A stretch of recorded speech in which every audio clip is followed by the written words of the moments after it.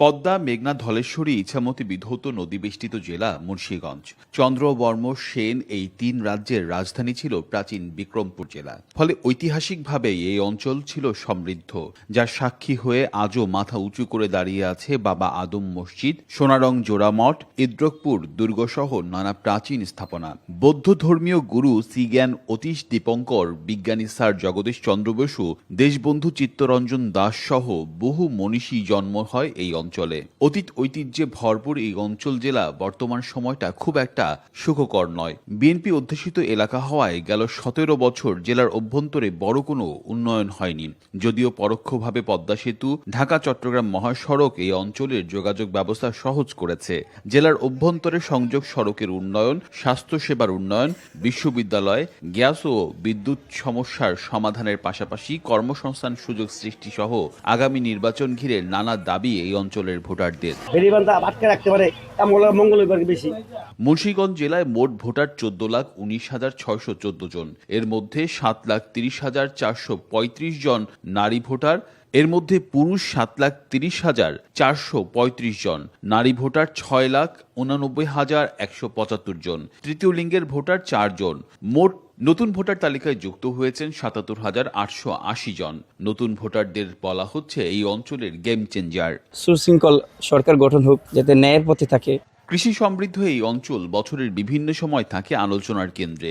বছর ধরে অসংখ্য খুশির মিছিলে ছিল আইডিয়ালসে, থাকবে আগামীতেও। বিশেষ করে সারা দেশের মোট চাহিদার বড় অংশের আলু এই অঞ্চল থেকে সরবরাহ হয়। আছে মিষ্টি কুমড়া সহ শীতকালীন নানা সবজি। যদিও এই অঞ্চলের কৃষকদের জীবনমান উন্নয়নে সরকারের পক্ষ থেকে নেওয়া হয়নি কোনো উদ্যোগ। উল্টো অসংখ্যবার দাম না পেয়ে নদীতে আলু ফেলে দিয়ে প্রতিবাদ জানিয়েছেন এই অঞ্চলের কৃষকরা। লক্ষ লক্ষ টাকা মার খেয়া ফালাইছে। যারা আমাকে সুযোগ সুবিধা দেখবো, এর পাশে আমরা আছি। এত সব চাওয়া পাওয়ার বিপরীতে প্রার্থীরা এখনো আসনগুলোতে নিজেদের অন্তর্দ্বন্দ্বের সুরাহা করতে পারেনি। বিএনপি প্রার্থী ও দলের মনোনয়ন বঞ্চিত বিদ্রোহী প্রার্থীদের মুখোমুখি অবস্থান রাজনীতির মাঠে কিছু উত্তাপ ছড়াচ্ছে। যদিও বৈতরণী পাড়ি দেওয়ার বিষয়ে আশাবাদী ধানের শীষের প্রার্থীরা। আমি দল হিসাবে এবং প্রশাসনের যে যার দায়িত্ব থেকে জবাবদিহিতা এবং মনে করি মানুষের আস্থা এবং বিশ্বাসের মধ্যে একটা সুষ্ঠু নির্বাচন হবে।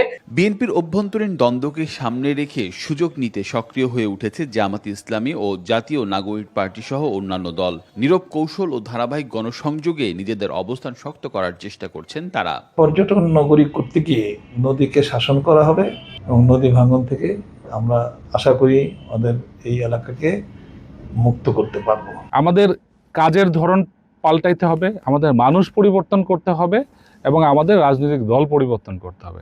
নির্বাচন ঘিরে রাজনৈতিক উত্তেজনা ছাপিয়ে এই অঞ্চলের মানুষের চাওয়া পাওয়ার হিসাব আলোচনার কেন্দ্রে আসবে, এমনটাই প্রত্যাশা মুন্সিগঞ্জবাসীর।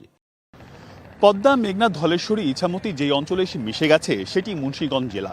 নদী এই অঞ্চলের যোগাযোগ, ব্যবসা বাণিজ্য সমৃদ্ধির কারণ। আবার নদী কেড়ে নিয়েছে মাইলের পর মাইল জমি, লাখ লাখ মানুষকে করেছে নিঃস্ব। আগামী নির্বাচনে এই অঞ্চলের মানুষের জীবনমান উন্নয়নে যারা সবচেয়ে বেশি আশ্বস্ত করতে পারবে তাদেরকেই দেয়া হবে ভোটের সবচেয়ে বড় অংশ। রিয়াজ সেজান, দেশ টিভি, মুন্সিগঞ্জ।